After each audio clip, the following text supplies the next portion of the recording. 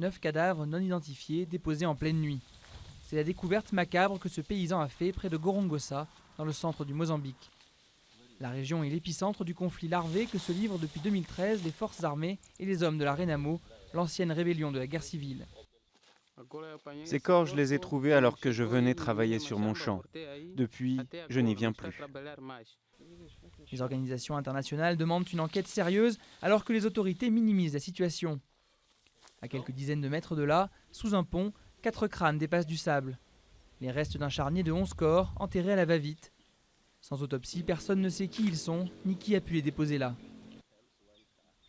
À Vunduzi, à quelques kilomètres de l'endroit où le leader de la Renamo se cache depuis octobre 2015, ce jeune accuse les forces armées d'avoir brûlé sa maison. Mon père était assis là et moi là. Les soldats sont arrivés, ont attaché mon père et l'ont battu. Ils ont commencé à brûler les maisons, ont tiré. Nous avons tous fui à côté de la rivière et maintenant nous restons là-bas.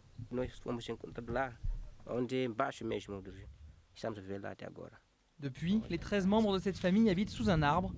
Dans cette zone, toute la population vit cachée dans la forêt.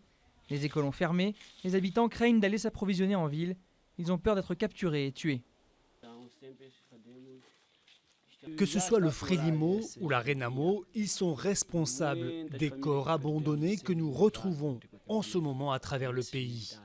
C'est le résultat du comportement armé tant des entités gouvernementales que de la guérilla de la Renamo. Dissimulée dans la population, la Renamo s'en prend aussi aux villageois suspectés de renseigner l'armée.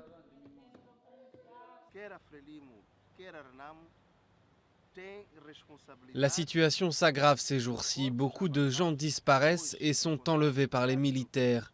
Il suffit par exemple que l'on ait un frère qui soit de la Renamo et que quelqu'un le sache pour que l'on soit emmené et tué. La Renamo et le gouvernement ont récemment annoncé être prêts à réouvrir les négociations. Et ces derniers jours, l'armée a renforcé sa présence militaire dans la zone et semble bien décidée à capturer le chef des rebelles, Alfonso Dacama. La Renamo accuse le gouvernement de chercher à l'assassiner. En attendant, la population de Gorongosa vit dans la peur et doit fuir au moindre coup de feu.